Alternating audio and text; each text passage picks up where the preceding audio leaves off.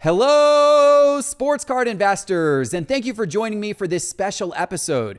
What you're seeing here is actually a shortened version of this week's The Geoff Wilson Show.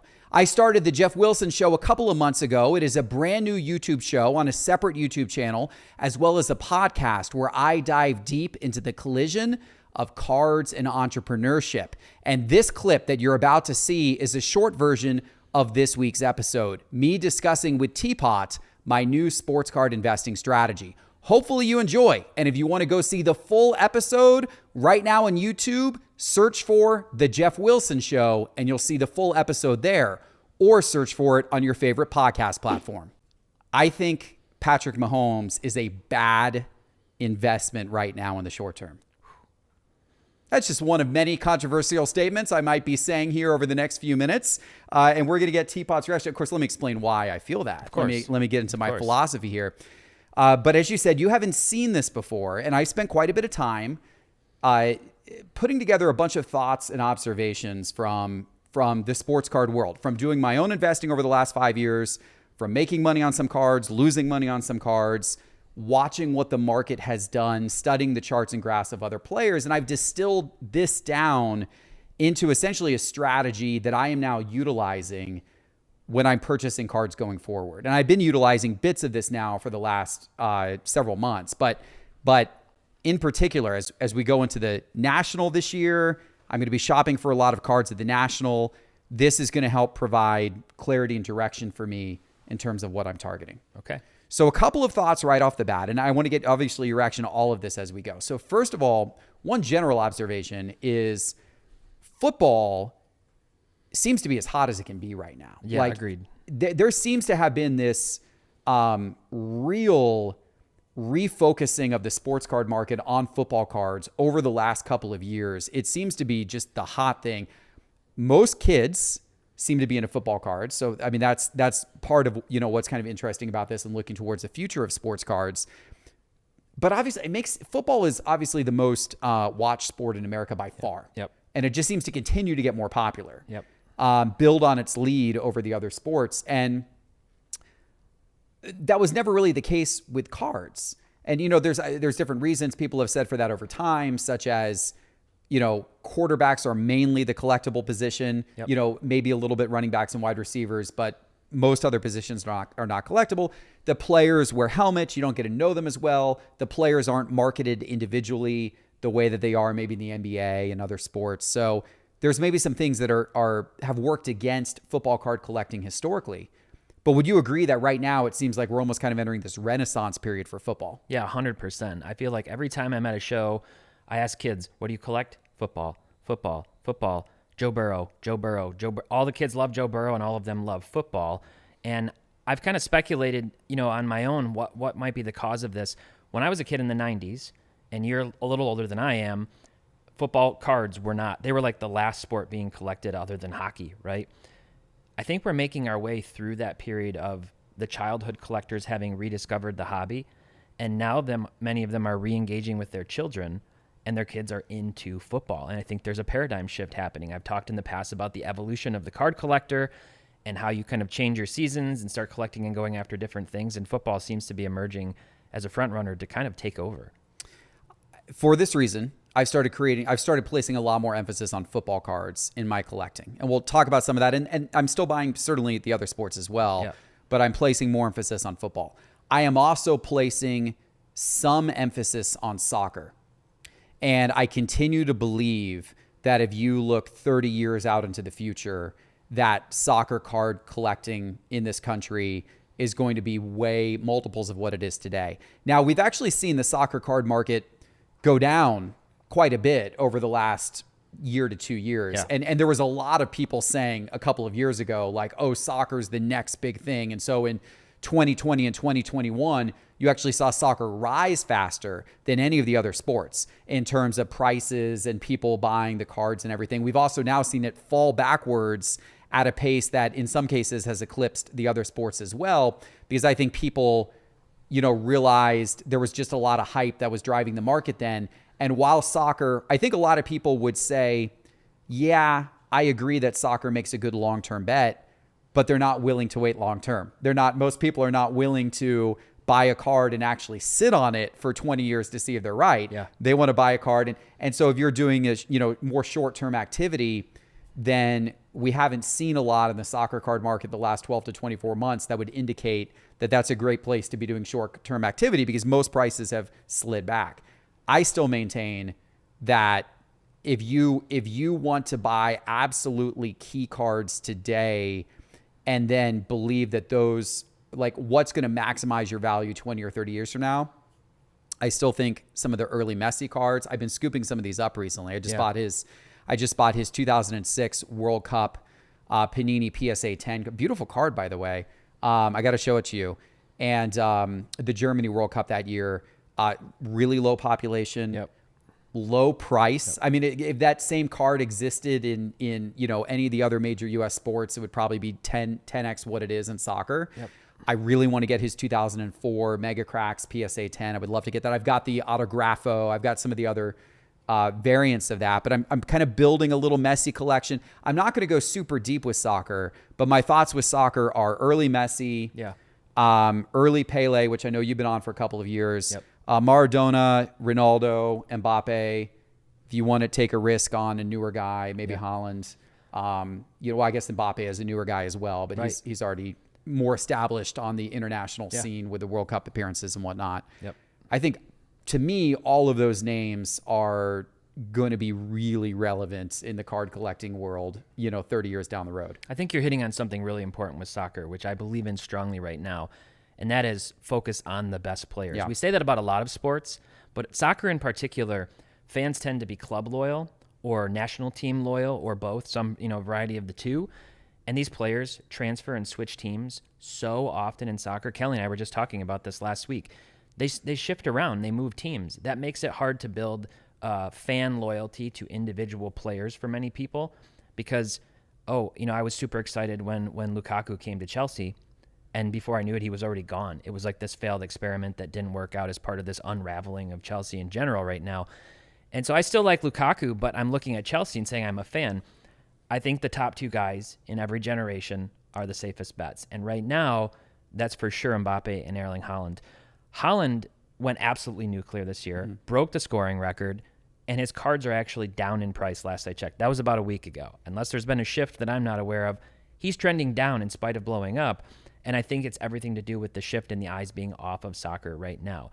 If you're projecting forward even a couple of years toward World Cup, those two guys, even though Haaland, unfortunately, at least as of right now, doesn't have the probability of playing in the World Cup. There's talk that he could be eligible for the UK, for England, if he stays there long enough, which would be kind of weird. But I think your strategy is right. Pele, Maradona, maybe a few other all-time greats from vintage: Messi, Ronaldo, Haaland, and Mbappe. Let's start by talking about current players. So the first part of this, I want to talk about players who are currently playing. I am now looking, for the most part, at players who are currently playing only from the short term. So I believe that, if you're looking at active players today, and there may be a few exceptions to this when you're looking at like a LeBron or a Steph Curry, but there's even some concern there, which we'll talk about. But I believe for the most part, if you're buying players who are currently playing today, those are not cards that you want to be holding long term. I believe this for the most part. I believe that you're better off treating that as short-term speculation, flipping, short-term investment, get in and get out with your money, get in and get out when they get hot. It fluctuates so much, and there's so many examples of players who reach the pinnacle and only to see their cards go down after they've reached the pinnacle. And so to me, the opportunity with current players really lies in a couple of categories. So first of all, buying up-and-coming players who still have upside ahead of them because they haven't reached the pinnacle yet, right? And some of this may seem obvious, but some of this is, I'm really narrowing into these specific areas, right? Okay. And I also want to say, as I'm talking about this is all coming from the standpoint of investing and making money. This is not coming from the standpoint of building out a PC. Sure. I have a large PC. I will be buying, and I have bought and will continue to buy many cards that are not ones that I'm going to talk about during this episode today because I like them and because I want them for my PC. I'm strictly right now thinking about things from a appreciation on investment standpoint. So let me preface that. Buying up and coming players with upside. So I think your first category there, your best category, is players who did not come into their respective league with super high expectations, but who have become surprising stars and have a lot of upside ahead of them, right? So, I mean, you could go back to Mike Trout as an example of this. Did not come in he was a first round draft pick, but late first round, not super high expectations.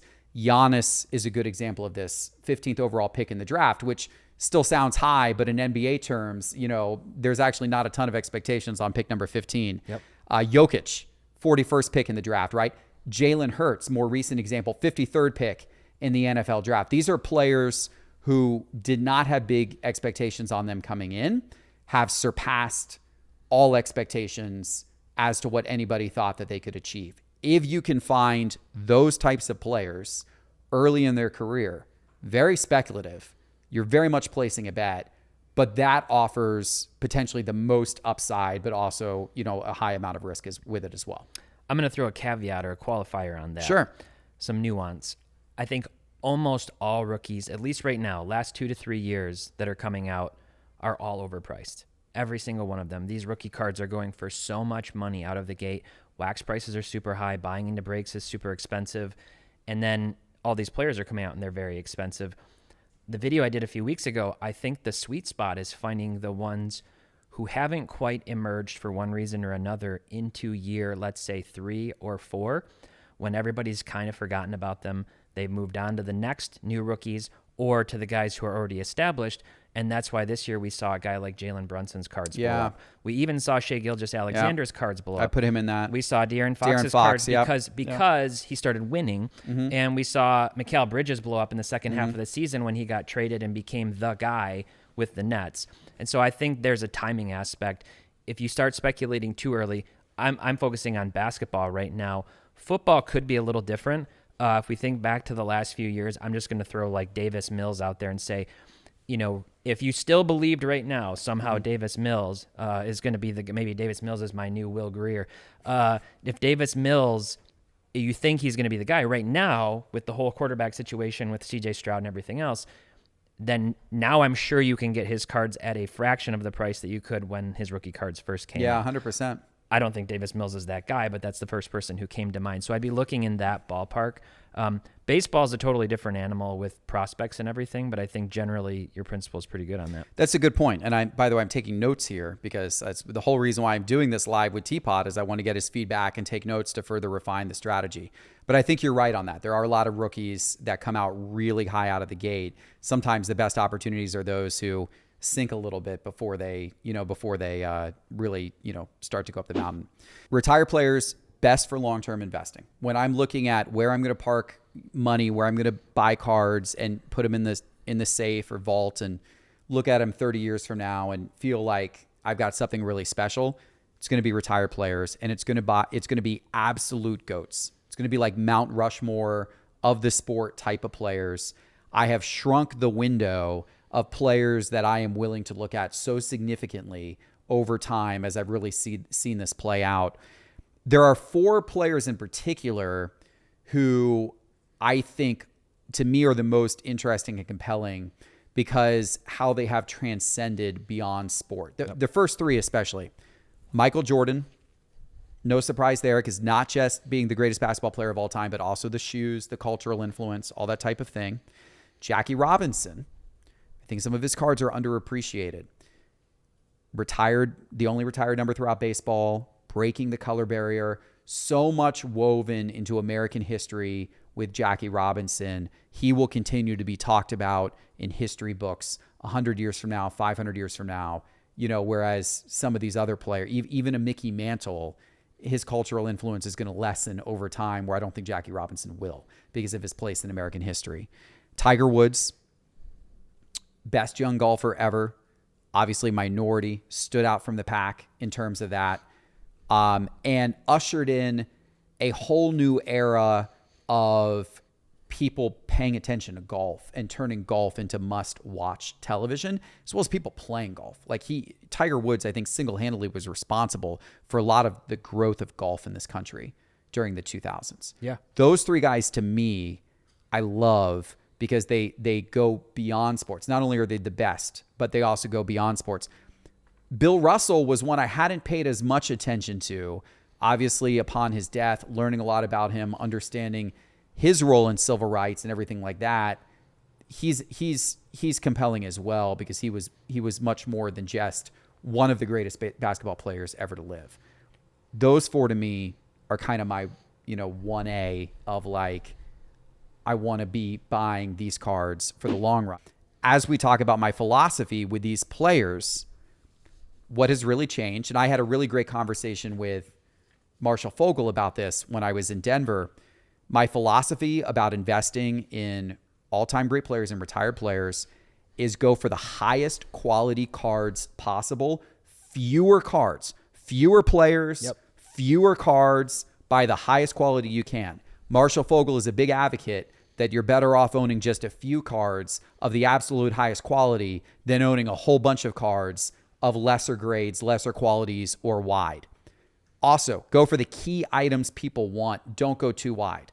The rookie cards are obvious, or the most iconic cards of a particular player. If you go wide and you start collecting all of the players' different cards from their 13th year and whatever, you're really limiting the pool of people who are going to care about that. But if you just go for the most iconic card and you just go for the highest possible grade, you're likely going to do really, really well over the long term. I've been thinking a lot about 20 years from now, who are going to be the players who are going to be the most celebrated. And the one thing that really strikes me is that the dream team, they're all going to be in their 80s in 20 years. I mean, believe it or not, Jordan 60, Magic 63, Bird 66, Hakeem is 60. They're all going to be in their 80s in 20 years. Not all of them will probably be here in 20 years, Yeah. That's, to me, like, as I think about what's going to be celebrated when the NBA hits the NBA 100, the dream team is going to be like the NBA 100 celebration. I wouldn't be surprised if they focus a bunch of it on the dream team because that's like the right point. It's almost going to be a farewell to some of those guys, right? And so that, to me, like dream team stuff right now, I think that's just got a lot of opportunity because especially somebody like myself that remembers that grew up during that and remembers how big of a deal that was, like that's something I'm going to be thinking about 20 years from now. It really was relevant in my life. I've really come to appreciate the importance of storytelling when it comes to cards and especially memorabilia, right? There's cards that have something more to them in terms of the story behind them, in my opinion, are so much more attractive and are likely to do better, in the long run. Like I love getting to sit down with Marshall Fogel and go through all of his old sets. Like I've obviously had heard the story of 52 Tops before and the cases getting thrown in the ocean and all that kind of stuff, but getting to rehear that and live that, but also having him like talk about the story of like the play ball sets from 1939 and 1940 and 1941. I didn't know about the history of play ball or, Gaudy and how that came to be, or the pre-war cards, or there's these various sets and especially various cards, like obviously the Hannes Wagner being a prime example of that, these cards that have just such a story and a folklore to them. Even the next level down of cards that, aren't that level, but there's a mystique to them, like precious metal gems cards, for example, right? Very much fall in this boat. I think those cards are really fascinating. I love the storytelling. And I think it particularly applies with memorabilia and especially tickets. And Darren Rovell has done a masterful job of building out a huge ticket collection, Patrick Ryan as well. And those guys are very into the storytelling behind the item.